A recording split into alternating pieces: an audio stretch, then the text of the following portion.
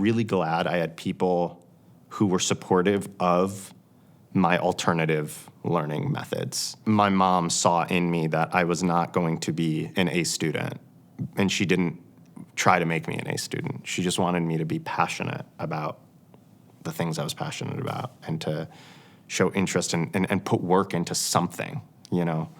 I feel that way about these professors I talked about. The clown professor, who was the first professor, I was like, oh, maybe I am good at acting because I'm good at this thing. I wasn't good at the other things, but I'm good at this thing.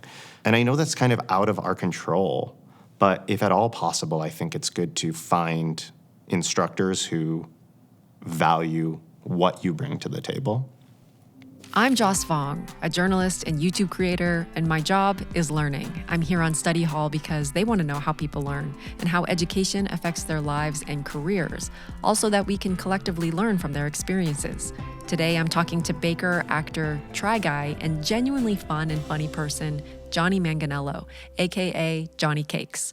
We're talking about his life, his careers, and his college journey. So we're here to understand your learning and education journey. Yeah. Not necessarily to tell other people how to get to where you are, but just to understand how you got to where you are. So let's start sort of early in your life, your relationship with school as a kid. Yeah. I was somebody who liked school, but and this is sort of a running theme throughout my whole life, the things I love, and the things I don't like, I hate. Like, I really had a hard time doing everything, right? Like, and that is school, right? We have to do math, and we have to do science, and we have to do art, and all these things. And I had parents who really didn't care so much that I was an odd man out in school. They just cared that I was, like, passionate about things. They wanted passionate children. So I think they understood that, like, it's okay if I'm gravitating more towards these subjects and not these subjects. Mm-hmm. And did your family have a lot of pressure on you to perform better in the classes that you weren't interested in? I remember my mom and I, we'd argue so much. We're like the same person, and I think she saw a lot of herself in me and tried to, steer me away from the mistakes she made.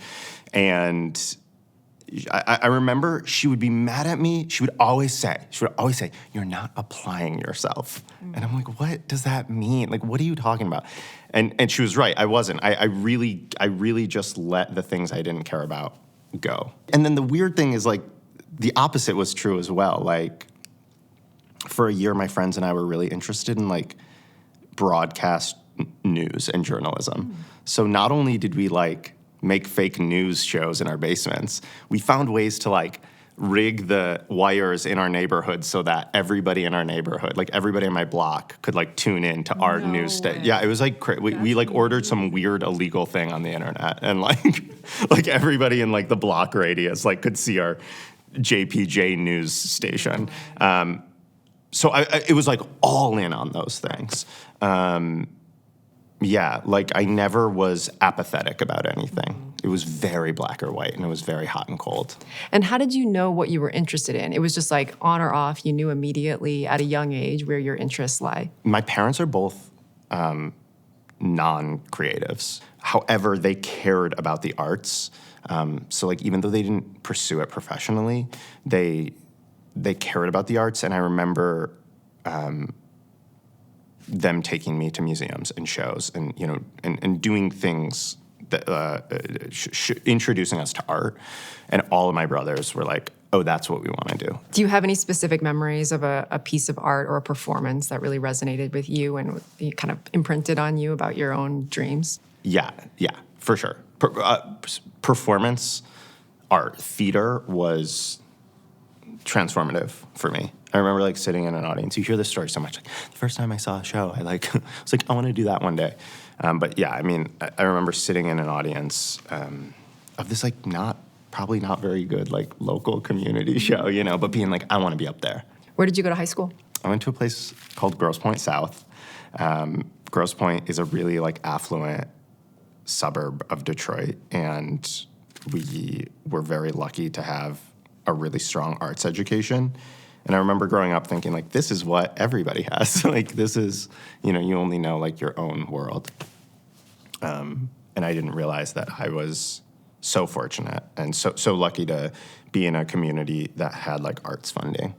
And what was your experience of the academics of high school? Was it similar to grade school where you kind of had these subjects that you really liked and the other ones that you just neglected? For sure. Yeah, for sure. I have a memory of telling my teacher, like, I came in to class one day and she was like, okay, so like, what did you think of chapter whatever? And I was like, actually, I didn't read it. And I'm not gonna. Honest? How dare I? I was nasty. Yeah, it was rude. But I remember thinking like, I'm not interested in it and I don't want to do it, which is like so annoying. And I was just like being an angsty kid. But yes, to answer your question, very similar, like throughout my whole academic career. And I remember also like, yes, I was annoying and yes, I was rude. However, I also kind of looking back on it, feel like I felt like I was, like I never thought I was smart. You know, I never thought, there were very few people in my life who were like, you are okay, it is okay that you are bad at certain things. And not until I went to college was I like, oh, I'm smart. I'm just like smart in a different way than my brothers or than other people.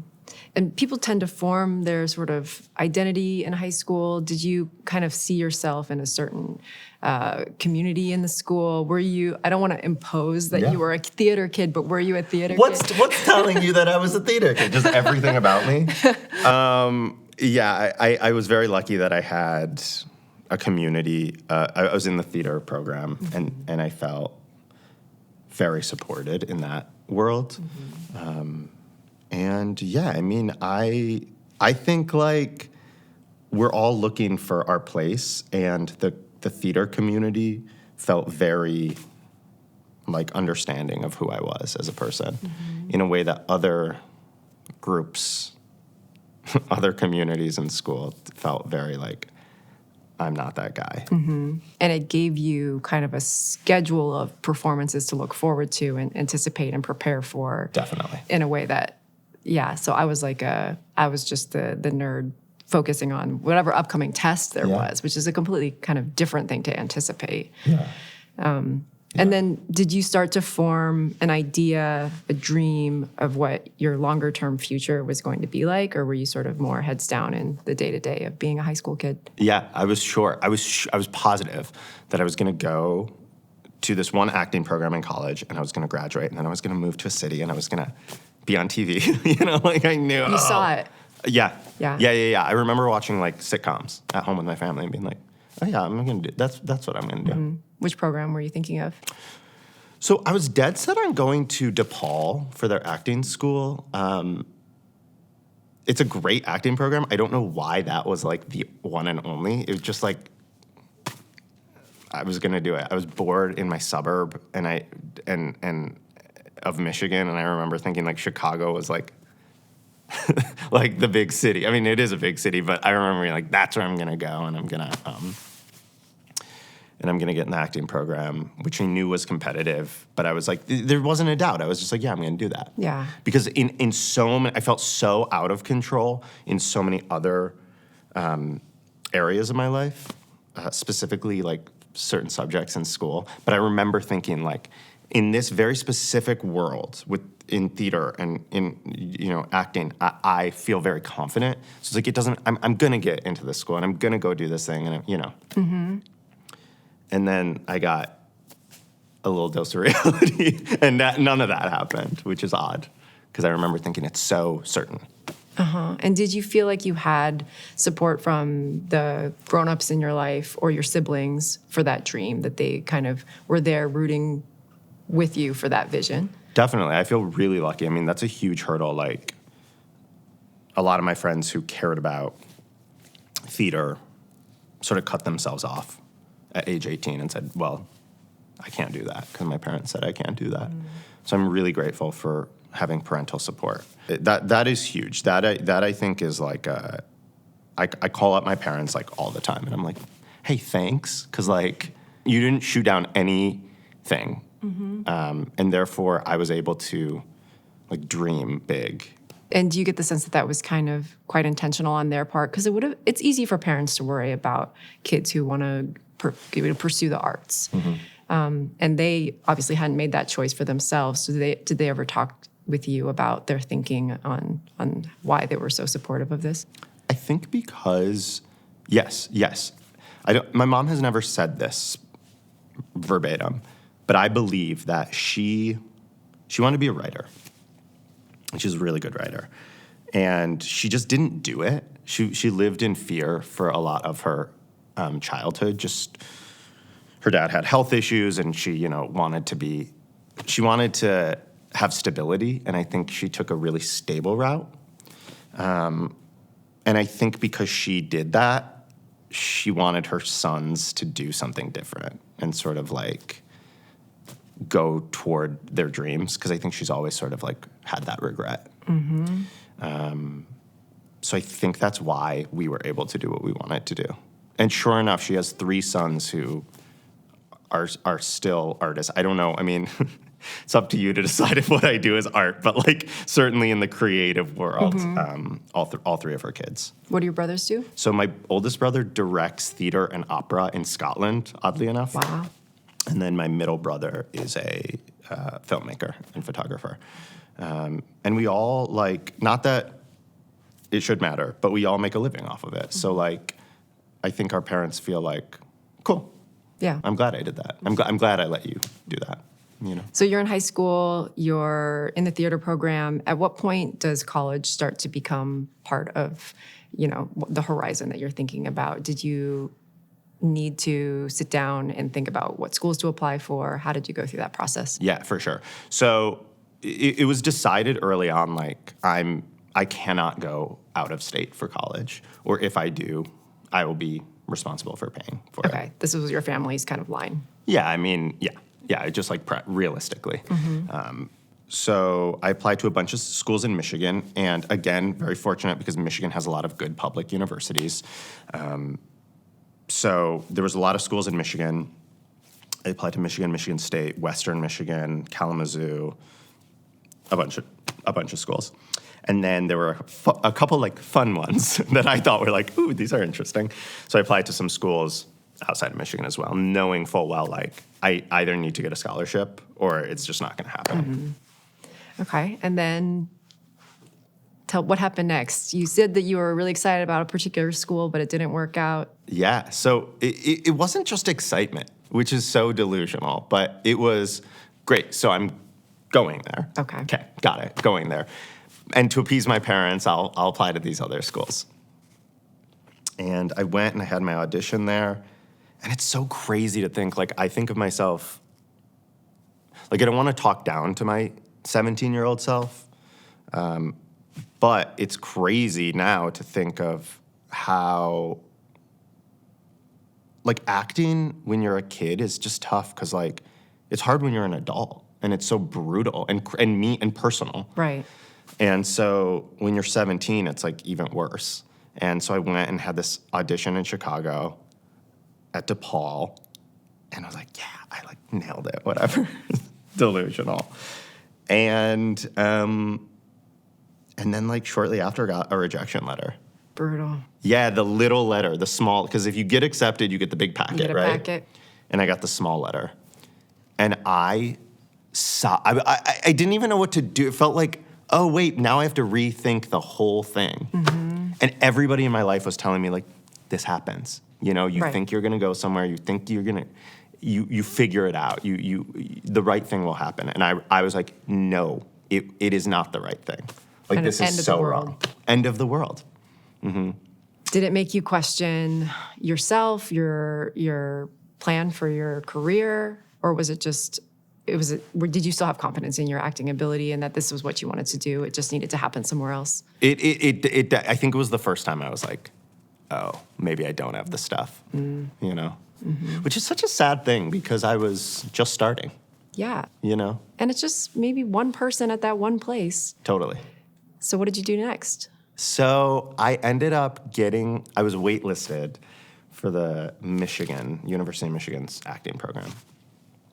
And I got off the wait list, miraculously, which is good because I needed to pay in-state tuition, practically. I just needed that.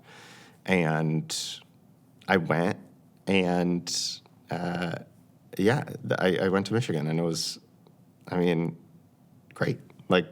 It was. I remember thinking like, oh, everybody who said like it's gonna be fine, it's gonna work out, they were right.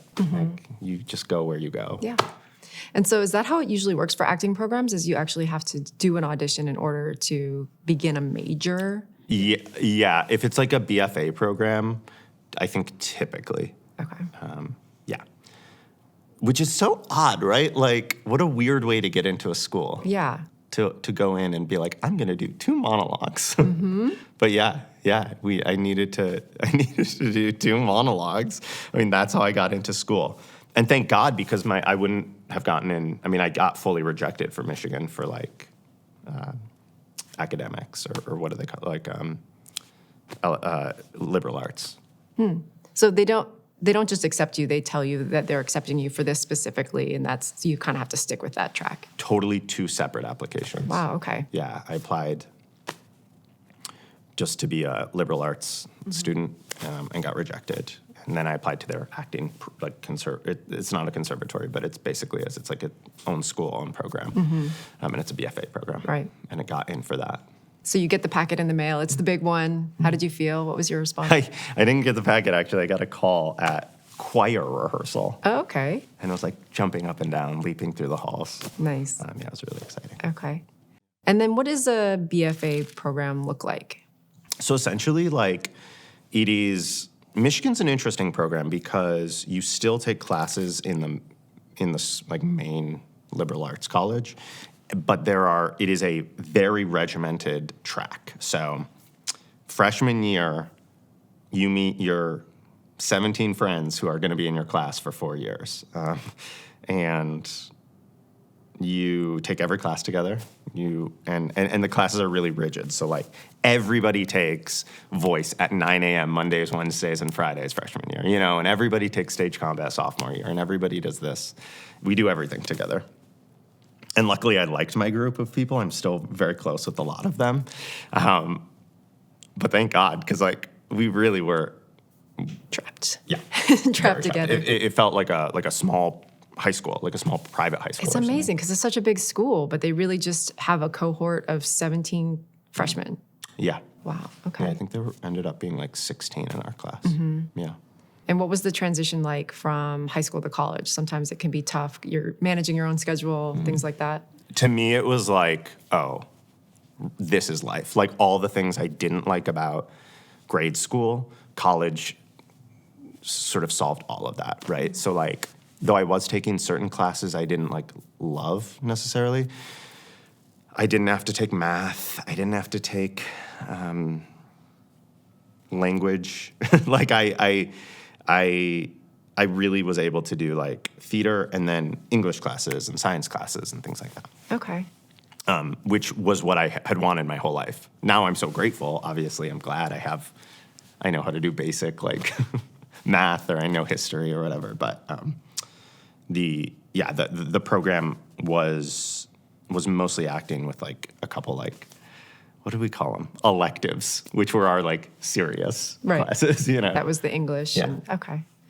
And what was it like sort of outside of academics? Did you live on campus? Did you make friends outside your program? Yeah, I lived in the dorms freshman year and then moved off campus for the last 3 years. It felt very like, I felt like an adult. I felt like I'm on my own. I can do whatever I want.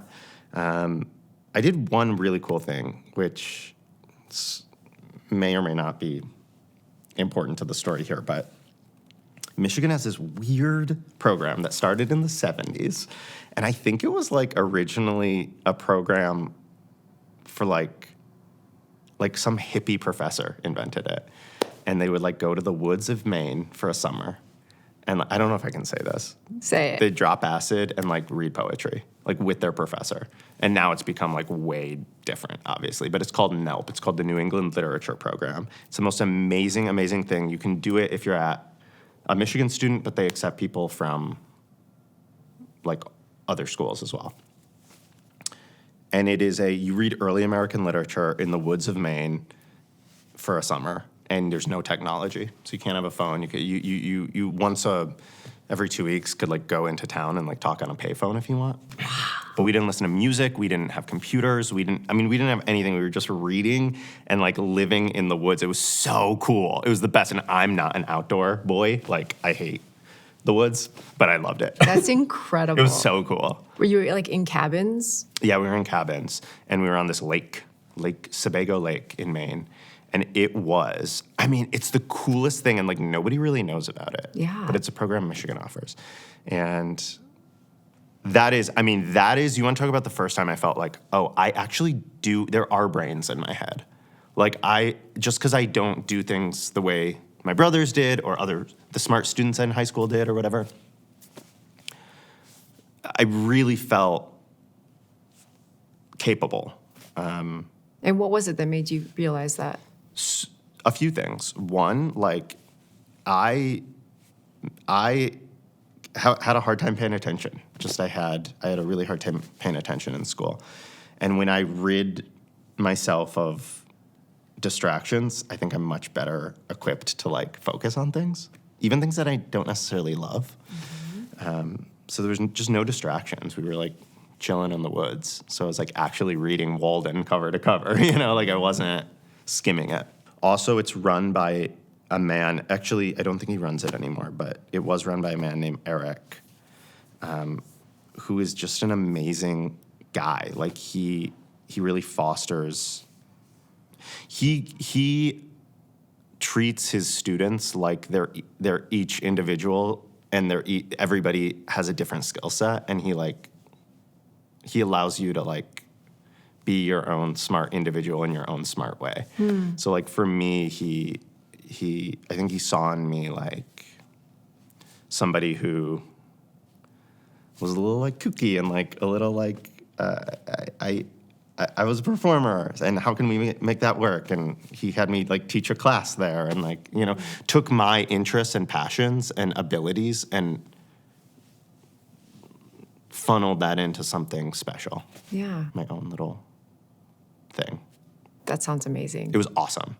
And were you guys writing papers, or was it really just kind of reading camp, like book camp? So we were writing, but we were handwriting everything. They had some typewriters. It was like a feather pen and a candle in the woods. Yeah, exactly.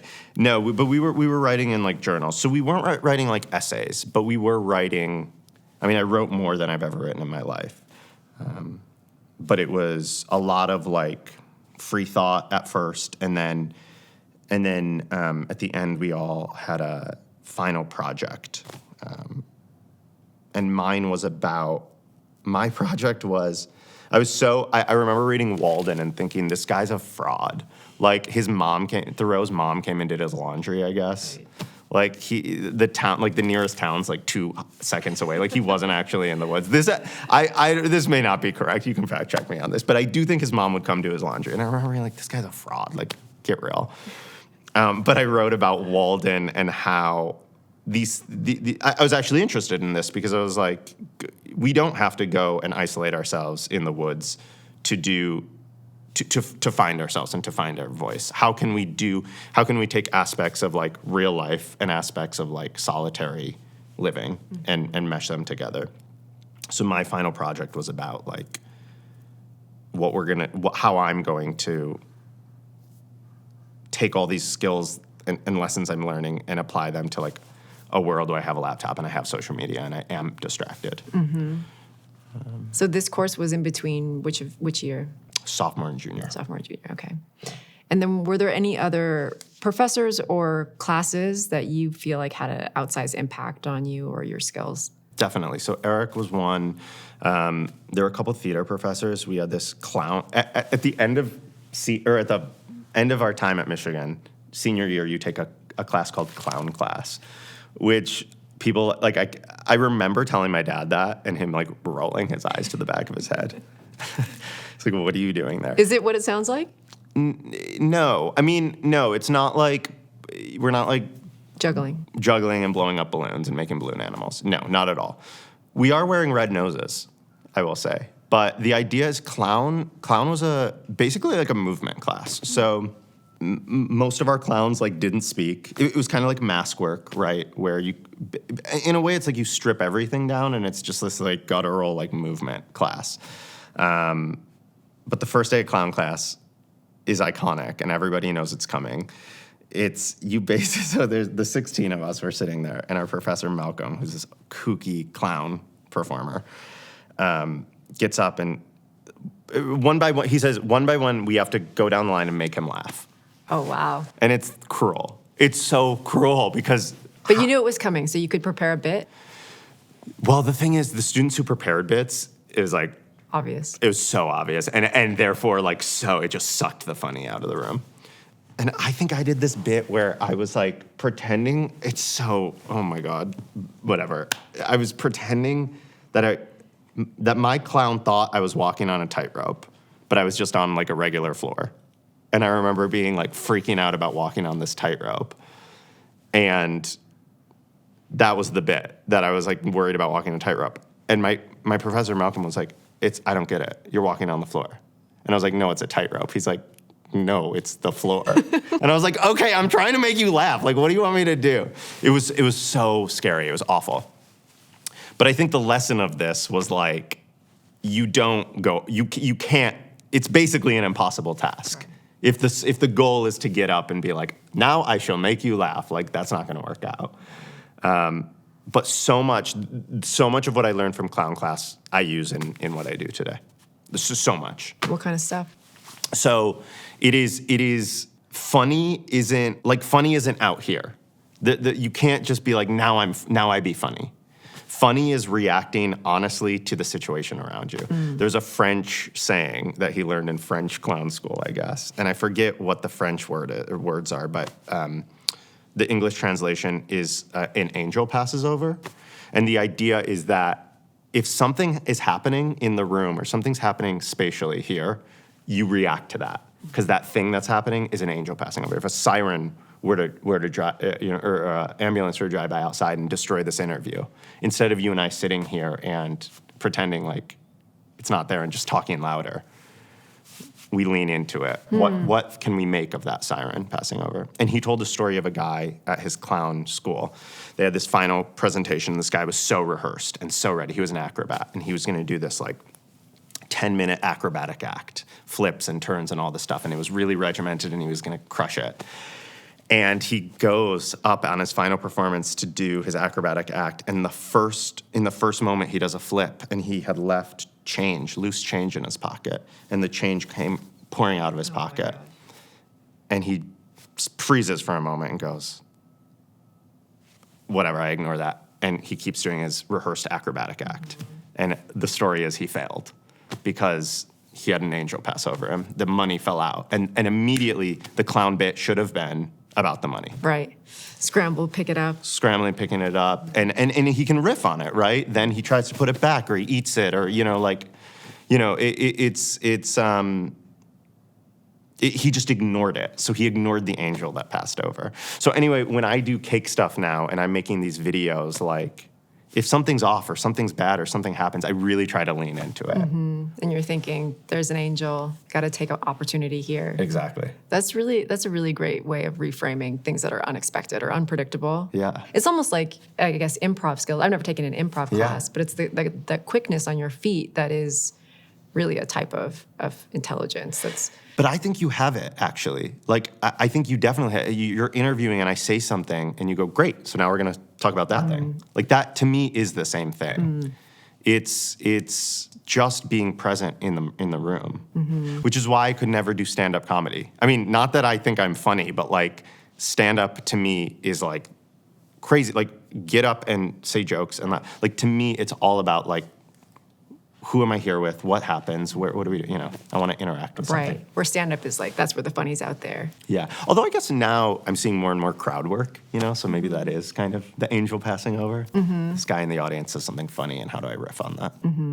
So you're in college for 4 years. How do you change in that time, or your kind of vision of what comes next for you? Does it shift from that kid who saw the sitcoms and was like, that's my future? I remember my professors always kind of looking at me like, huh, I don't know what to do. I don't know what to make of you. I had a professor who, my senior year, said, you don't take anything seriously. And you don't take yourself seriously. And so there's no way that anybody would cast you if you're going to behave like this. And this is in response to, and I'm not mad at her. She was actually right. But I remember, like, we had to, like, slate before an audition, just go up and say our name and what pieces we're going to, what plays our monologues are from or whatever. And I got up and was like, hey, I'm like, what for to do? You know, I was being silly, and I was like, and then I'm going to do this thing, and I hope I don't bore you with this monologue. You know, I was being dumb. Or I was being silly. And she gave me that note. And I was like, I agree, actually. I actually agree with you. Maybe I'm not an actor. Because I actually don't, because I want to do that. I mean, not that I want to ignore your advice, but, like, she was the same professor who said, I'm more interested in you than I am in any character you've ever performed. I was like, well, damn, I just spent a lot of money on 4 years of acting school, you know?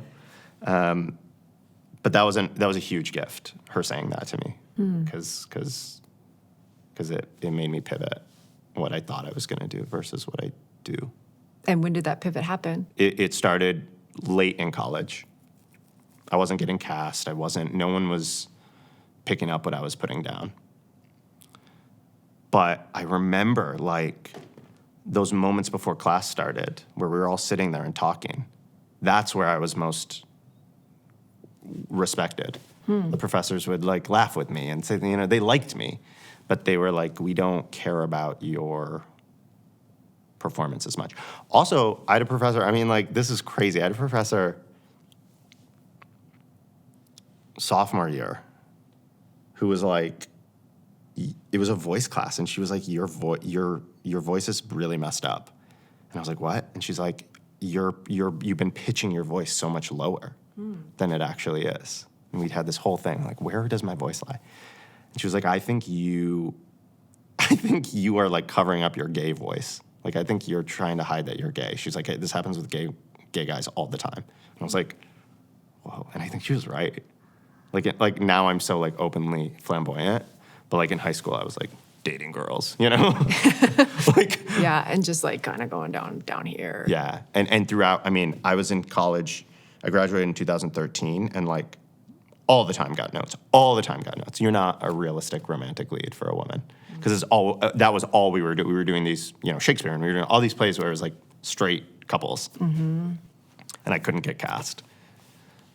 And yeah, and I mean, I just remember being like, it's not my thing. I can't do it. I maybe I can be the fun, like, sassy sidekick, you know, filling in these own, like, stereotypical roles that I saw on, like, TV. Yeah. Yeah. And that note, where did that come in your own journey of, were you out at that time? Yeah, I had just come out, but I had really complicated feelings about being out because I was an actor, and I knew that was, like, I mean, it seems so silly now because it wasn't that long ago. It was, like, I graduated 10 or 11 years ago, but it was a different time. Like, it really was, like, we had, our professors were telling us, like, telling the gay kids, like, butch it up.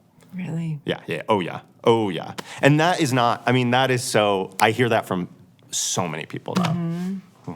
I mean, that explains I would imagine that helps explain so much about why you felt more lit up just being yourself in discussion with your classmates or your professor than when you're, you know, on stage inhabiting a character, because Totally. what comes with that is all of this other advice that you can't actually be yourself. Totally. That's crazy. Yeah. And the crazy thing about this to me is that, like, so many people, because I know so many gay actors now, and everybody has, not everybody, but a lot of us have a similar story. And you must have learned what you enjoy doing most. Like, what was your takeaway from college in terms of where you're most present and alive? That clown class is a really good example of something where I felt, oh, I'm good. I am good. Oh, I am good at this. Because it wasn't about putting on a character. It was about this the clown.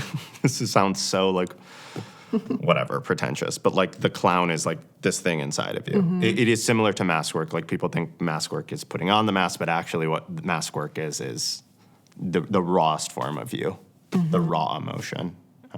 You're actually removing layers. So I felt really comfortable in that class. What was graduation like?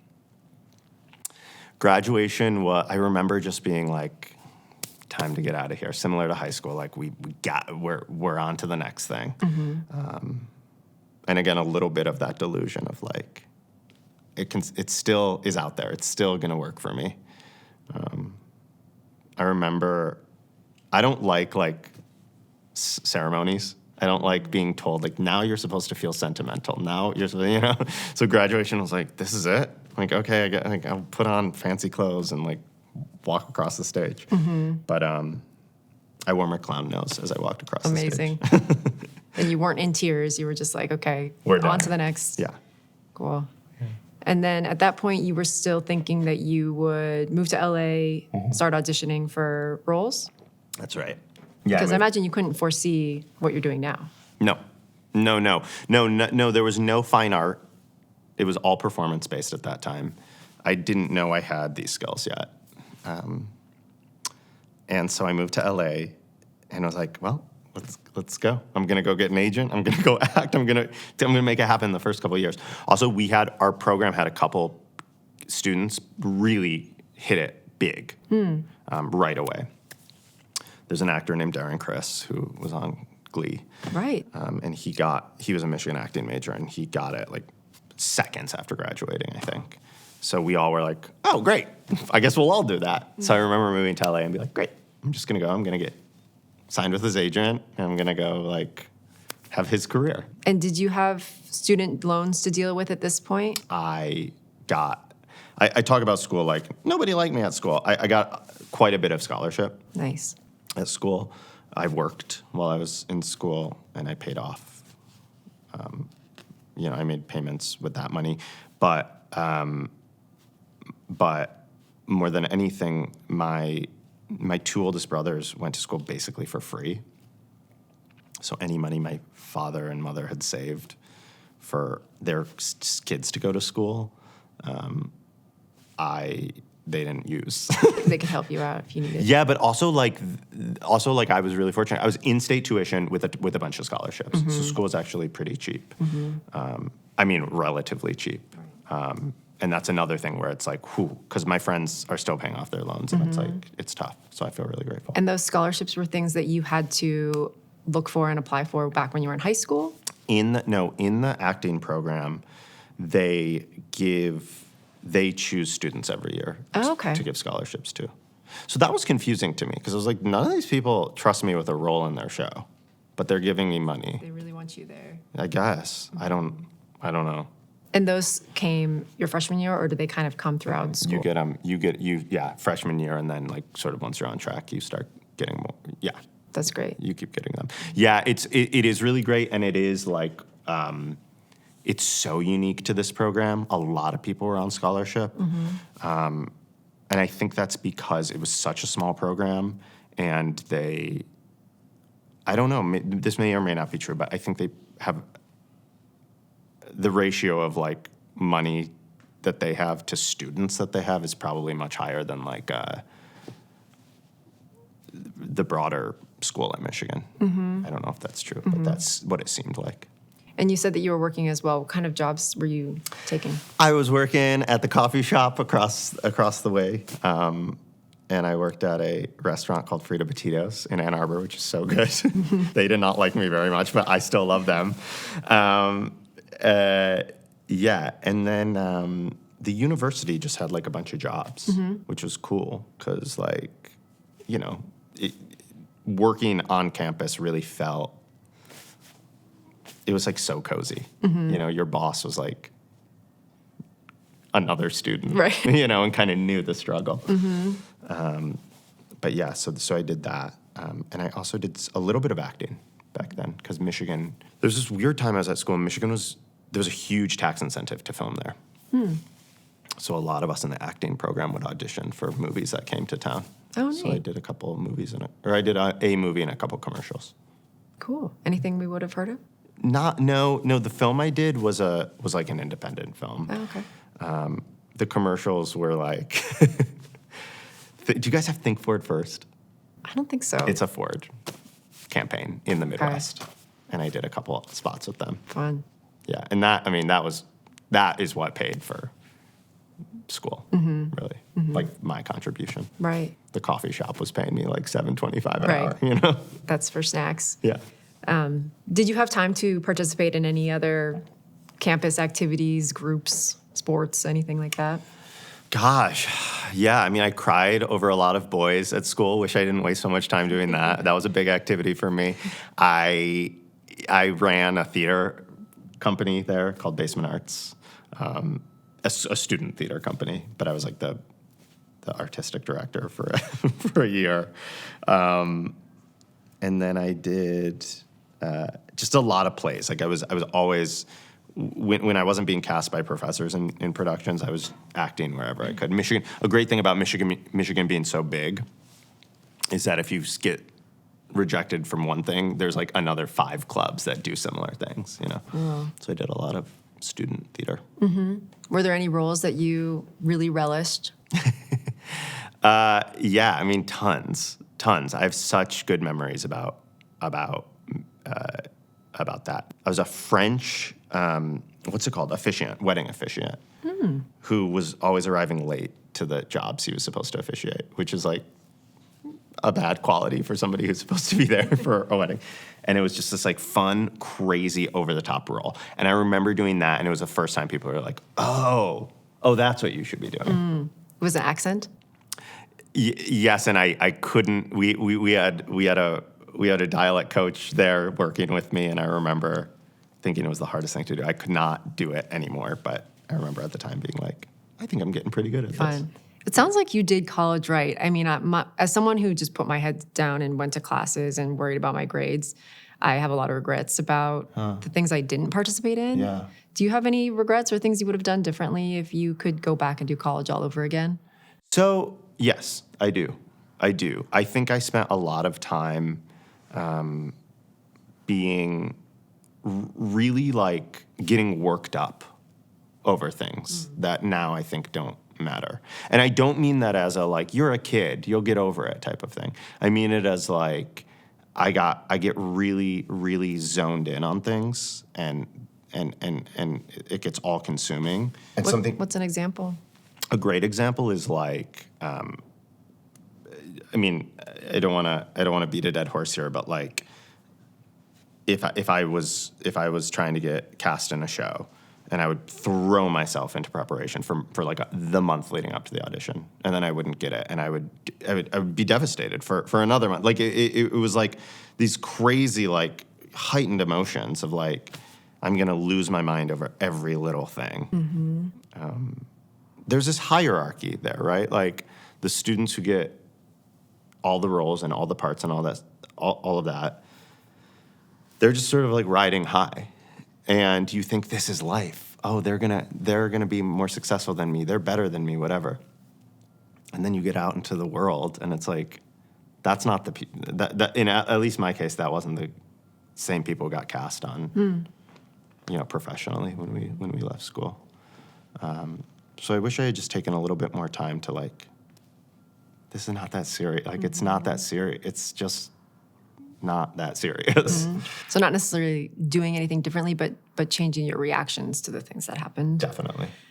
Yeah, it's tough though. I mean, I'm trying to put myself in your shoes and having a hard time picturing rejection on a regular basis as part of the thing that you do. You know, like when we go out into the world, we experience rejection in our personal lives, but also when we apply for jobs and don't get them. Yeah. But like once you have the job, you have the job. Yeah. But for acting, the job is sort of regular rejection. Totally. Did you get this kind of training, I guess, in school? Did you get better at that experience and your reaction to getting that no? I think that I think that, yeah, I mean, if I'm being fully honest, I don't know that I learned that lesson there. Because I want to say, yeah, like, I'm used to it by now. It's easier. But I think I had just as much of a hard time swallowing the pill of not getting cast as a senior as I did as a freshman. So, like, I don't know. It's a really good point, though, right? Like, if you have a job, of course you can get laid off or fired at any point, but you're not every month trying to find a new job. There's some stability there. So you have your degree. You moved to Los Angeles. What's next?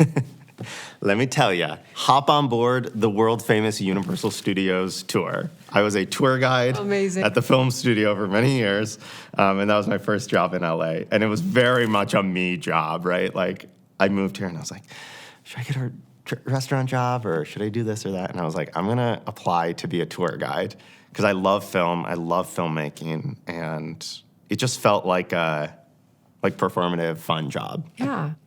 So that's what I did my first couple of years here. So I talked a lot about movies, showed people where we filmed movies. And it was a great, great job. I got to kind of like do my thing. Right.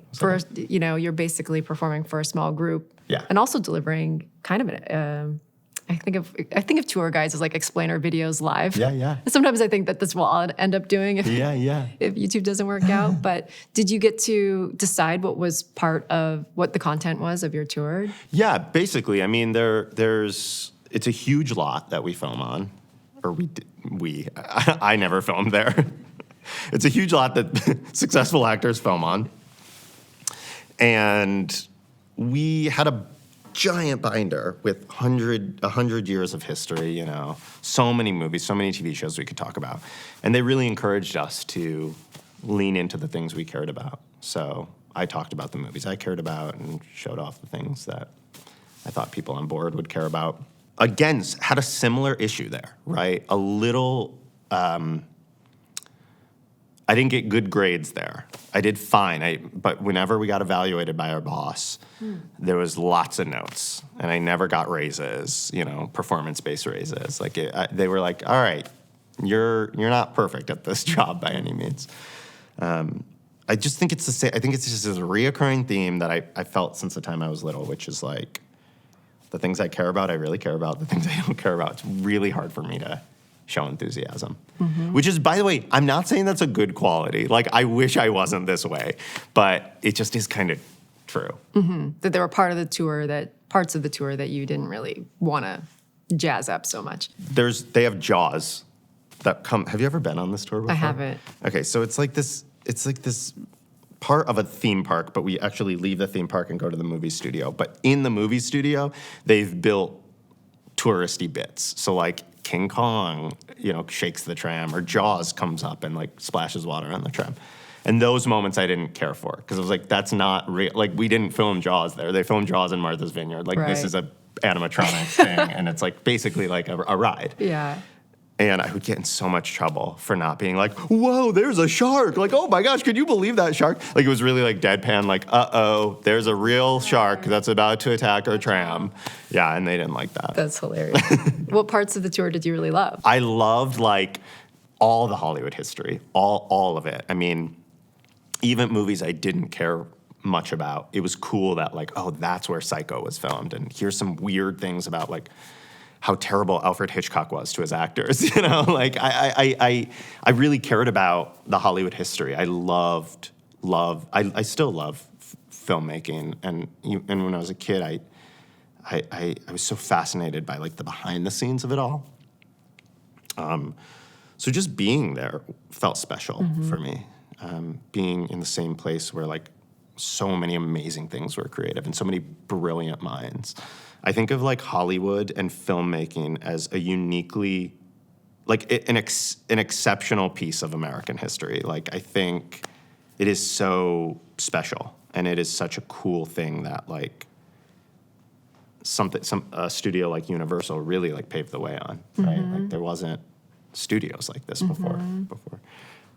So that was really cool. I loved the history, the sets. I loved tricks. I loved talking about how things are filmed in the deception of Hollywood, day for night, how they masked New York Street during the days to make it look like night because child actors can't work at night, you know? So if you have to film a night scene, like that to me was so fascinating. Yeah. So again, I mean, it's really, it really is true that like the things I care about, I want everybody else to get involved in and passionate about. But it was probably a more boring tour for like the tourists from Ohio. You know what I mean? They came for Jaws. They didn't come to talk about day for night. But yeah. Well, you made sure they learned something. They learned. And then where were you in the sort of story of your life at that point? Did you feel anxiety? Because a lot of people coming right out of college, myself included, kind of find ourselves in a job that doesn't necessarily fit very well in like the grand narrative that we hope to be telling. Yeah. So how were you feeling about your place on that path? Two ways. One, I felt lucky because I had worked so many terrible jobs leading up to this point that I felt like this is like a fluff job. But on the other hand, strange job to have, especially as someone who wants to be an actor, because I was passing by the sound stages, I was passing by the offices, the casting offices, seeing actors coming in and out, being so close, I could literally touch it, and yet being that close made me feel further away, right? Like my friends who worked at restaurants, I don't think felt that weird pull, like, I don't want to be talking about the thing, I want to be doing the thing. So it was being up close and personal to it made me feel like, oh, it's still quite far away, you know, and like I'm not being taken seriously on the tram with my little Madonna microphone. Like no one's going to cast me because of that. And did you have a sense of what you needed to do to get where you wanted to be? No. Or did it feel completely out of your control? So out of my control. So out of my control because you don't work your way up, right? I mean, of course you do in a way as an actor. Maybe you get bit parts on a show and then you get bigger parts. But I didn't know how to get an agent. I didn't know how to get seen by casting directors. I felt like one in a million. There's so many people who go to LA for that. But I did what I was able to do, and I tried to milk that job for all it was worth. I wrote a one-man show, which, like, I roll. Everybody in LA has a one-man show. Like, please don't invite me to your one-man show. No, I'd love to come see more one-man shows. But I wrote a one-man show about being a tour guide. Oh, cool. Because I was a tour guide, and I was training to be a VIP tour guide. And another guide who was a gay man, older than me, I made a joke in my training about thinking, they filmed The Voice on the Universal lot, and Adam Levine was a judge on The Voice. And I mentioned how I thought he was like hot or something on the tour, which is probably inappropriate for a number of reasons, but the reason that Greg called me on it, my tour trainer. He was like, you can't, you probably shouldn't say Adam Levine's hot because, like, you just don't know who's on your tram. Like, this is a gay man saying this to me in 2014. Wow. And I was like, what do you mean? And he's like, well, like people come from Nebraska, like we have tourists from all over, and like not all of them are like down for that. And I was like, well, Joelle talks about how hot Clint Eastwood looked in Stirrups when we go through the Western sets. Like, why should I not be able to talk about this thing? And so I wrote a show that was about gay Hollywood history, specifically at Universal, because there was a lot of covering up that was being done on the lot. Hollywood actors who were signed with Universal, Anthony Perkins, who did Psycho, amongst many others, who were living this like secret life decades before. And I was so perplexed at this idea that we think we've come so far, but we can't even talk about gay things on the tour. And I wrote a play about that. Played with time and space and sort of was a tour of gay Hollywood history. And that's when I was like, oh, acting actually might be able to work for me. Because I took my very specific story, found my lane, and just like made it happen. And that's the first time like people came to see me act. Yeah, what was the performance like? Did you do it multiple nights? Yeah. I was really lucky because it started off in a very small black box stage. And then, I mean, it wasn't like some massive success, but yeah, I mean, like it was part of the Fringe Festival in Hollywood. And what happens with the Fringe Festival is, certain shows get picked up just by, like, people review them, and the festival kind of supports these shows or says, look at, this is a popular show. So that started to get seen, and then I kept doing it. And I did it like 3 or 4 times. Yeah. What was it called? Terrible name. And I remember thinking, like, oh, this is I want it to be like a silly, tongue-in-cheek, like, cheesy name. And now, in retrospect, I think it just sounds cheesy and isn't tongue-in-cheek. But it was called The Gay Guide to Tinseltown. And the reason for that is because Universal wouldn't let me say Universal. Ah, okay. So I had to, or I was threatened by somebody. So I thought, what was the silliest Hollywood studio? Because Universal just seems so silly. Like, what is Universal? So I thought Tinseltown. Anyway. And were you still working at Universal on the tour at the time that you were performing the show? Yeah, and it caused, there was a bit of ruffled feathers there. Because this thing did happen to me. And I think the person in question, who I really love, I love this guy, I think was hurt by my take on it. But it's what happened. So. And then at that point, was it a kind of breakout moment for you? Did you get the agent that you were looking for and start getting? I started to get, I signed with an agent, and I started to go out for some roles. I was starting to act, right? Like, not doing the greatest things in the world, but I was just happy to be auditioning for the non-union Buffalo Wild Wings commercial. Like, you know what I mean? Like, I'll take it. I'll take anything. So, yeah, slow, but definitely that was the first time I was actually actively feeling like I'm calling myself an actor, and it's true. I'm going to act for work today. And how do we get from there to here? How did you start baking? When did you start filming yourself? Yeah. So I was auditioning a lot. I was getting little nibbles here and there, but I was making hardly any money on acting. And I was working all these odd jobs. I was an Uber driver. I was a tour guide. I was giving samples in grocery stores of chips, like everything you can think of, working at restaurants. And one of my jobs is I was a nanny for 2 boys in middle school. And they loved to watch Nailed It, which is a baking competition show on Netflix.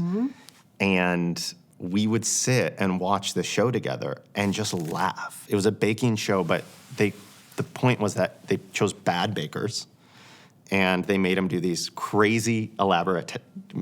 They asked them to make these crazy elaborate cakes. Set them up to fail. And we were watching, and just whenever there was the big reveal at the end of each person's cake, like, just howling. Like, it was, like, so funny to us. And I don't think that parents wanted me to watch TV with their kids, but I was breaking the rules. And they were like, we should try this. And I was like, yeah, we should try this. So I started baking with them, baking cakes for them. And quite quickly was like, oh, this is, I love this. Like, I love this. And I was bad. It was that same, earlier on when I was saying I had the audacity, or what word did I use? Delusion in high school. This is what's going to happen. I'm going to do this and this and this, and I'm going to be a star. Same thing with baking. I was like, I look back on the things I was posting publicly, being like, look at how great my cake is that I made today. And I'm like, I can't believe I posted that. But it was just, I loved it. I absolutely loved baking. I loved sharing food with people in my life and on social media. And immediately was like, this is it. There's just something. I know this is it. All the things that I thought I was bad at when I was trying to be an actor, square peg in a round hole type of feeling, I did not feel when I was in the kitchen baking or when I was sharing stuff with friends and family. And then later on when I was sharing things to social media, I just got to be myself, but also, like, showing off how I made a cake, and that was really fun. For people who have never had the chance to bake, what was it? What does it feel like that you were so certain that this was going to be for you? Like, is Yeah. it the way the thing comes together? Was it the decorating? Yeah, there are moments in life where I'm doing something. I'm working on a task, whether it's a puzzle or painting pottery or whatever, where I get lost and my focus is so lasered in, the world melts away and I lose track of time. And that was so not happening when I was acting. I would get an audition for something and be like, oh, God, I got to memorize these lines, which is crazy. Like, that's what I wanted. My whole life, I wanted that. And I was resenting it. And with baking, it was just the opposite. It was like I would work 2 jobs each day, morning, noon, night. And then I would come home after work and be like, what can I create in my kitchen? And I would get solar focused. I mean, the time melted. I would be working to the wee hours of the morning, just losing track of time. And I remember thinking, this is a really good sign because I'm really dreading practicing for the audition, learning the lines, shopping for new clothes, filming the auditions, going into the audition, whatever it may be. And with baking, it was like time stood still. I really loved it. So that I remember being like kind of scared, like, oh no, this is bad because this is not what I practiced my whole life This on. is a game changer. Yeah. Yeah. I mean, it's not something that's that easy to pick up. So what was your education process like to just know how to put together a cake? Because you were doing these from scratch, right? I had watched a lot of competition shows, a lot of baking tutorials. YouTube was like my best friend. And we talked earlier about social media, but YouTube, you can learn so many things. Absolutely. And so I would watch these in-depth tutorials and then the next day buy all the things I needed for that and then rewatch the tutorial, but doing it myself, following along. And there's plenty of really great bakers online who teach these skills. And that's where I learned all my skills. I mean, I would say I'm self-taught, but that seems unfair to all the strangers online who I learned from. But I didn't go to culinary school or anything. Yeah. Did you ever consider it or wouldn't you? Yeah, because it was like, well, I went to theater school, so that was my idea. You got to go and you got to train, you got to put those hours in. But I never did. I also view anytime I've worked on a competition or done stuff with other bakers, that is like a crash course masterclass. I learned so much being on shows with people who were better than me. You can imagine a world in which baking remains a really pleasurable hobby for you. At what point did you think, okay, was it from the start? You're like, okay, I need to figure out how this is going to be my career. No, at first it felt like a really fun thing to do on the side. But yeah, I mean, I think probably for the first year, it was solo. And then after that, it became, I made it public. And I'm really glad I did because that's when everything changed. For a long time, we're talking about the last 4 years, but for a large part of that 4 years, my videos were silent or had music over them. And then I did this one video where I made it for my friend. It was a cake that had her and her husband in bed together. And I was like, this is such a weird cake that I'm making for my friend. It was sort of like an inside joke, and it was vaguely sexual.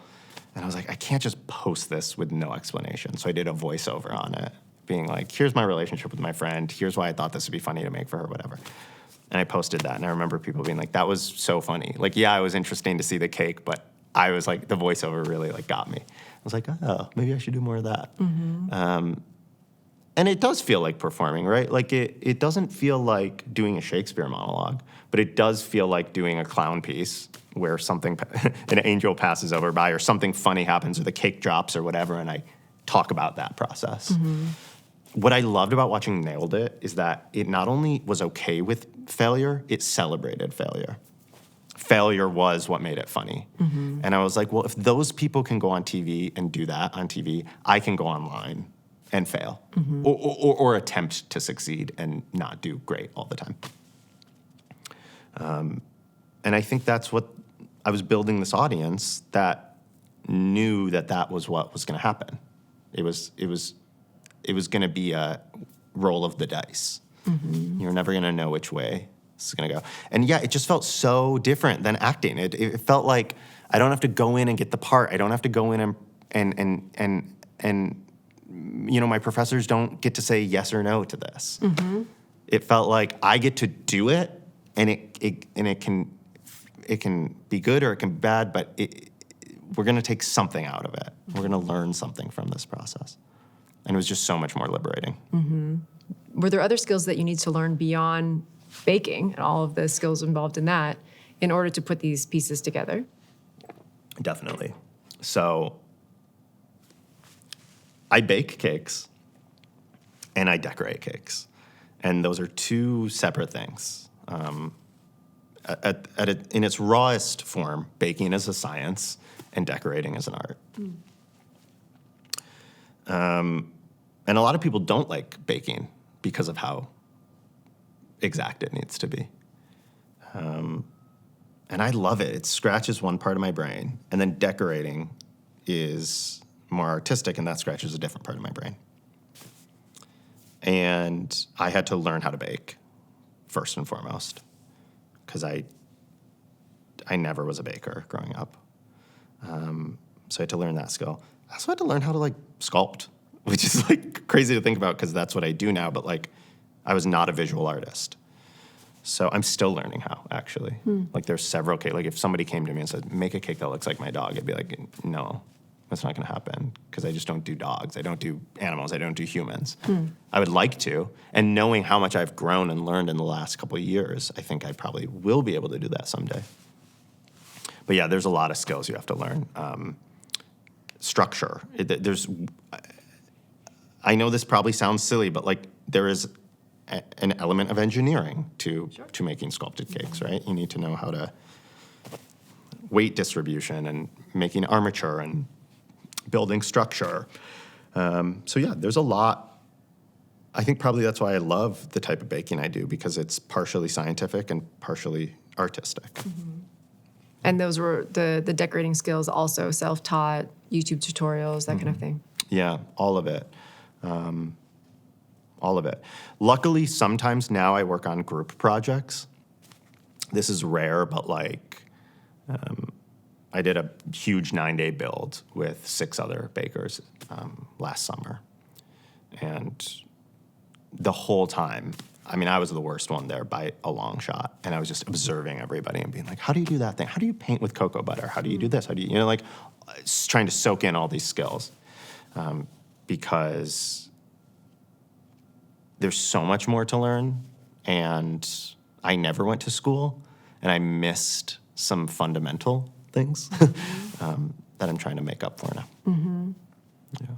And then you have to edit and publish these videos. Are you editing them yourself? Did you have to figure out how to set up lights and all of that? Definitely, yeah. So I'm very fortunate now. JonnyCakes as a business is me and 2 others, and I have the best partners. They're a husband and wife duo, and one of them serves as like my manager, and one of them serves as he does a lot of the technical stuff, a lot of the filming, a lot of the editing. However, I like to edit short form myself. Short form is you have such a short period of time to tell a story, and that story and the edit is part of, I want to be part of it, I guess. I want it to have my sense of humor and sensibility. So I edit my own short form videos. And so, yeah, I've learned how to edit. I've learned how to, film things. I've learned a lot about the production side. And of course, it's social media, so it's not a huge production, but there are elements of production that I had to learn. And then at some point, the Try Guys are involved. Yeah. There's a Netflix show. What's the timeline of all of that? So the Try Guys called me I am now a try guy, I guess, but this totally, everything in my career has been so like accident. I've just like tripped and fell into it. So a year into baking, this is before TikTok, and back when I was still like pretty private, just posting for my mom and her friends on social media. I had a friend who is also a baker and a cake decorator. And he worked for Duff, Ace of Cakes, Duff Goldman, who's a successful baker, and he worked in one of his shops. And so the producer of the Try Guys, Rachel, was trying to find a judge for a episode of their show Without a Recipe to judge the birthday cakes episode. So she called Duff's place and was like, is anybody there interested in being on camera and judging? My friend Kristen was like, yeah. For some reason, he couldn't do it. He had to back out. And he gave Rachel my number and was like, my friend Johnny like makes cakes. He's just getting started, but like I'm sure he'd love to do it. He's like also an actor. So Rachel calls me and I'm like, of course, I'm such a camera whore. I was like, yeah, I'm not prepared to do this. I've been baking for a year. So I went in and judged one episode of the show. And I remember one of the Try Guys during this episode asked, what is a pound cake to the judges? I was like, hey, what's a pound cake? And I was like, a new baker, and I was like mortified. I like looked in the camera, panicked. And I was like, I don't know what makes a pound cake. And I just was like, I had to like say, I don't know. And it was so embarrassing because I was the expert of that episode. Anyway, so I filmed that episode, went home. It was released. It was no big deal. Like nobody ever thought about it again, I don't think. But a couple years later, they had me come back and judge again. And something happened. This very strange thing happened where one of the Try Guys, Zach, I was judging his gingerbread house, and I was saying it tastes really good, but it looks bad. And unfortunately, this, in a gingerbread competition, this may be the one competition where taste doesn't matter, right? It's so visual. And he says, I don't know if I can say this, but he says, well, me, right? And I go, I know, you, I think I said. And I didn't think anything about this clip. Like, nothing about this, I didn't even remember saying it. But they took this clip and posted it. And it went, like, super viral. Like, it's become one of their, like, they did a poll for, like, their best moments of Try Guys. And this clip is, like, one of the top. And I'm like, I don't even get why it's funny. I know, right? You. Like, it's not funny to me, but whatever. People liked it. And I remember, like, it was so crazy. Like, the moment that took off, it was like they were calling me, like, come back, do this. Wow. And it wasn't just judging. It was, let's go skydiving. Let's go to preschool. Let's do this. And I was like, all because I said this stupid thing that I don't even understand. But, yeah, had I not done that, I don't think I'd ever be back with them. Like, I don't think I don't know. It was this weird moment, but it got me a job with them, so I'm grateful for it. It was an angel. It was an angel that passed over. You're right. You knew how to take it and go with it, even if it doesn't make sense. It's hilarious. Yeah, and so that, thank God I said that, because that has gotten me a lot of work with them. Because they, after that, like I said, they just like were interested in me, not as a professional baker, although I do that with them still, but as a figure and a character in their universe. You've participated in baking competition shows, including Netflix's Is It Cake? Yes. What was that like? How did this come into your life, and what was it like? So, you know, Is It Cake was another thing, like, I didn't seek it out. Again, so crazy. I tried so hard to be an actor. I'm sorry, I know I'm hitting this point a bunch, but, like, I tried so hard to act. I was pounding on every door, and nobody was answering the door. And then with baking, it's like people are not only just like knocking on my door, but like opening my door and being like, you in there? Netflix reached out and they were like, we've got this hyper-realistic cake competition show. It's a brand new show. It's by the producers of Nailed It and Top Chef. And I was like, I don't think I'm ready. Like, I've only been making hyper-realistic cakes for a year now. Like, I don't think this is my time. But they were the casting was pretty persistent. They had seen stuff that I posted on social media. And I interviewed and was cast on the first season. And I went to film and was like, yo, I am not. I mean, the first day I showed up and like my cake idol was standing next to me. as a fellow competitor. I was like, well, I'm not going to. Who's that? Her name was Sam. Her name is Sam Cade. She is an amazing cake artist, and I had just been following her. She's one of the people I learned from, when I was starting out. And so I was like, well, shoot, I'm not going to win. I'm not good enough. And that wasn't like a limiting, I'm not good enough. It was like don't worry about it, actually. Just go and like do your thing and like see what happens.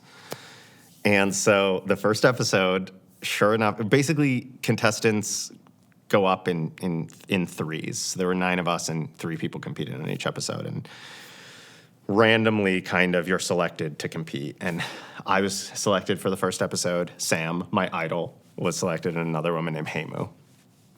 I was like, oh, I'm like going head to head against my idol. And I called my friends the night before filming. And they were like, don't stress, like, don't worry about it. Like, just go, like, be yourself. People are interested in your baking, but people are also interested in you as a person. So just, like, go, like, be yourself. And I was like, all right. And I did. And I actually won the first episode, which is crazy. I beat Sam, and I was like, no, there's no way. You're like, I learned from you. But again, I just think it was just being open to whatever happens and not being so, this has to go this way. And did you find it hard to just relax and be yourself on a stage like that? No, and I think that is why I think I could very easily be like, wow, I wasted years of my life training to be an actor. I spent money on college. I tried so hard to do acting and all that stuff. But I don't feel that way, because I actually think that training made it so that I feel very comfortable on camera. I don't get nervous. I get excited, and I don't view what I do now as acting by any means. Like, I am me. Like, I'm pretty much what you see is what you get. You've been training to show up in kind of high stress, high stakes environments. Yeah. To use your body in a way that communicates what you're trying to say. Yeah. I mean, you've gone through voice, how to, speak clearly, and all of that would factor into competing on a Netflix show. Well, also, that thing that I pointed to earlier, like a professor saying, I'm more interested in you than I am in the characters you play. Like, I think about that a lot. Like, I was thinking about that when I went to do this Netflix show, because I knew I lacked the cake skills, right? I was a novice. But what I lacked in those skills, I think I made up for in, I'm just going to go show up, be myself, and see what happens. And it's reality television, so of course the baking is important. But another really important factor is, like, do people feel captivated in your story? Do they want to spend time with you? Exactly. Yeah. So I'm so grateful though I'm very grateful for, like, the platform of social media. I'm really grateful for Netflix, because they let me go be myself and do my thing on camera. And I feel this way about Try Guys too. No one's ever saying, reel it in, or be more this way, or you don't take yourself seriously. Like, all these notes I got when I was an actor, I don't get anymore. I have a friend who's a writer, and her mentor once said to her, you should write like you're singing in the shower. Like, just go do the first draft and just write like nobody's listening and you're just singing in the shower. And I think about that a lot. Just go be you. Don't think about the cameras, but don't really worry about the cameras, Yeah. Have you reached a point where you feel like you've made it? Oh, no. This is it. No. The point I reached is that I spent my first 7 years post-grad working every job under the sun, working really hard and working jobs that were tough, like not pleasurable for me always. So how I feel like I've made it is that I get paid to make cakes and make silly videos online. Like, I can't, but every day I'm grateful for that. Even on my worst day, I'm like, well, easy, because like your life's okay. Yeah. But no, I wanna keep I also recognize my job is based off of a meme from 2020. Like, I don't know how much longer people are going to care about me cutting into cakes that look like Crocs, but I want to evolve. I want to do new things. I want to try different things in the culinary field. And so I'm always trying to, what's next? Mm-hmm. And, your audience isn't there just for the cakes. They're there because you've showed up as yourself. So they're there for you and will probably be there for you no matter what you do, I imagine. I hope let's not. Thank you. That I appreciate that. I hope so. Mm-hmm. And, also, if we're lucky, we continue learning throughout our life. Mm-hmm. How do you learn now? What are you learning now? And what are your techniques for making sure that you're still enriching your repertoire of skills? Yeah. Well, it's important that I keep learning and growing because I've monetized this passion. So baking was just that thing that I did at the end of the day when I had a stressful day. And now it is my day. So it's important that I have other hobbies, other things that nobody knows about. A rule I have for myself is that on social media, which has become my bread and butter, I try not to share too much about my life. If you follow me on social media, you don't know about my nieces and nephews. You don't know about you don't know if it's my mom's birthday. Like I don't post about my day-to-day because I found that I want there to be my name is JonnyCakes, my brand is JonnyCakes. Like it's this weird sort of like Truman Show type of thing where it's like sometimes it feels like everything is content and I don't like that. Mm-hmm. So I really try to have boundaries in my life. I say all this to answer your question, which is to learn and to try to grow. I really try to do things privately and in a hushed kind of way, and I don't need to share what I worked on in pottery class last week because I should just be learning how to paint pottery or make pottery and I shouldn't have to monetize it. Mm-hmm. Because that fear of failure, that fear of being bad at something is a roadblock for learning, I think, right? Not saying I'm perfect and I'm done and I can wipe my hands clean, I've finished the job, it prevents me personally from continuing learning, if that makes sense. So I learn by going boldly in a direction, even if I'm not good at something, and also like keeping things very private. I'm concerned, I'm now on a soapbox. I'm very concerned. I have a lot of young cousins and now other people in my family who are young, who their whole lives have been on social media. And I'm like, yo, just like keep some things private. Like you don't have to say everything. You don't have to share everything.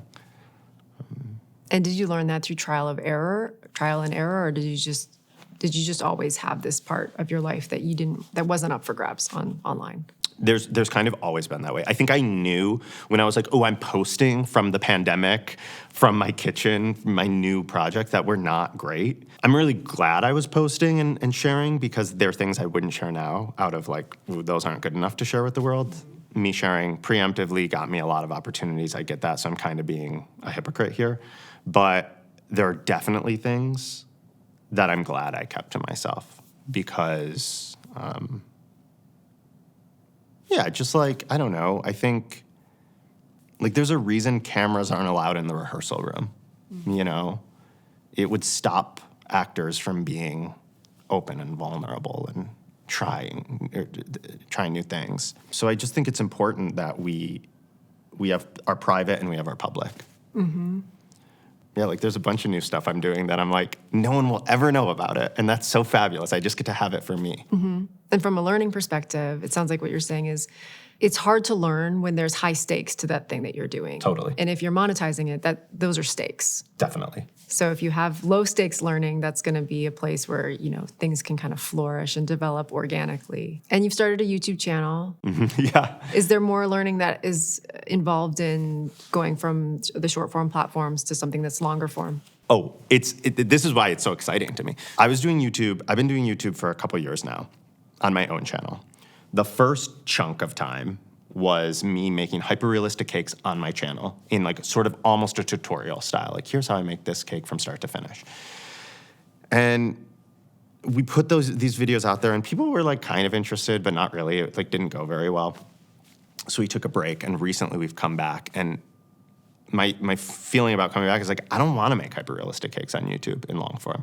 I want to do fun challenges. I want to see if I can use drugstore ingredients to create, show-stopping cake, or something like weird, like where there's a challenge and it's not about perfection. It's because people are on this platform looking to see all sorts of failures and successes and process people like to watch on YouTube, I think. So now my YouTube channel is much more process-driven and not so focused on, at the end of this 30-minute video, there's going to be a beautiful showpiece. And does that mean for every video that you're making, you're kind of having to learn a new world, a new skill? It's for most of the videos, yeah. It's feeling like, and they're silly, right? Like, that's the thing. I mean, I'm not claiming to be A, reinventing any wheel, and B, I'm certainly not doing anything that I think is like solving the big problems in the world, right? Like, I made Thanksgiving dinner in an easy bake oven, okay? Like, that's stupid and silly, and like no one's life is gonna be changed from watching this video. However, it's a fun challenge. How do I do this? How do I do that? And it's like, I don't know, I just am enjoying it because it's pure fun. It's pure silliness. It's pure, like, me singing in the shower. And so, yeah, I've been having a lot of fun with that. Yeah. As you look back on your life and your education, what are the big takeaways that you see sort of showing up in how you do your work now from, college or before or after? I think the biggest thing for me is that I'm really glad I had people who were supportive of my alternative learning methods. My mom saw in me that I was not going to be an A student, and she didn't try to make me an A student. She just wanted me to be passionate about the things I was passionate about and to show interest and put work into something, Feel that way about these professors I talked about. The clown professor, who was the first professor I was like, oh, maybe I am good at acting because I'm good at this thing. I wasn't good at the other things, but I'm good at this thing. And I know that's kind of out of our control, but if at all possible, I think it's good to find instructors who value what you bring to the table. Education is not cookie cutter, even though the system often feels like cookie cutter. It shouldn't be that way. Yeah, I mean, I'm really grateful also that I just had opportunities that I had. Like, I was able to make art my whole life. So of course, it was easy for me to go down this path. I think it would probably be harder for somebody who doesn't have that opportunity. The most significant thing I did is surround myself with people who understood who I was and what I was, the person I was. That's probably my biggest takeaway from my time in school, is am I in the right room? Am I around the people who are good? As someone who had a very clear and specific vision when you were a kid, that's not where you are now. Right. What advice do you have for other kids who have a vision like that and may or may not find that life takes them in a different direction? I think the thing I'm most proud of myself for doing is, as soon as I found something that I loved, saying I'm unafraid to keep pulling at that rope, because we don't know what's on the other side. Like, I really didn't know. Like, this job didn't exist when I was in high school. It didn't even exist when I was in college, probably. So you just never know what's out there. And not being afraid to say, this thing I thought was for me is maybe not for me. Or maybe not even that. Maybe it is for me. Maybe I will continue to do that at some point in my life. But not be so proud to say, I can't change with the time. I can't, to not be too rigid, about your plans, I think. Be open to the signals that your own experience is sending you. Totally. Yeah, if somebody had told me If a little like troll came out of the woods in high school and came up to me and was like, "You're not going to be a successful actor," I'd be like, "Darn." But if the troll had said, I don't know why I said troll anyway, but if the troll had said, "You're going to be really happy and you're going to be doing something you love and something you can't even imagine right now. You've never even baked a cake in your life." I'd be like, "Oh, that's cool." Yeah. Yeah. It's just you don't know. Was there ever a point when you considered not going to college? Yeah. Yeah, I though there was a lot of pressure on me from those around me and my family to go to college, there was a time because when I got rejected from the place I thought I was going to go to, I was like, let's burn the barn down. Like, this is not for me. But it was a blip on the radar. Like, it was such a short period of time. But like, okay, also of course I went to college, but I didn't go to college. Like, I don't have formal training in what I do right now. So I actually think like college is not, I'm grateful and glad I went, but it's not, it wouldn't have been a necessity for me. I learned a lot of skills and I still use those skills today because of college, but you know, the thing that is most lucrative for me, not that it's about money, but like if we're talking about college as being like a safe path forward for career, then like that's not necessarily true for me. Mm-hmm. Do you have a sense of what you would have done if you hadn't gone to college? I guess my idea was I was going to go like try to just like act as an 18-year-old, you know. And I know plenty of my friends did that, and we're all friends and we're all together, and neither camp of friends is right or wrong, you know. There's success and failure in both paths, I think. I think I came from a town that was just so college motivated. I think like 96% of graduates like went on to higher education from my high school. So it's just like really culturally part of our... And your brothers had. And yeah, my family, my nuclear family in particular was so college motivated. Yeah. Yeah, I mean, every path is so individual, but it's wonderful to learn from yours and learn what you went through. And thank you for telling us about it. Oh my gosh, thank you. Thank you for letting me talk about myself. Thanks for watching this episode of College Journeys. Wherever you are in your own education, Study Hall has resources to help you.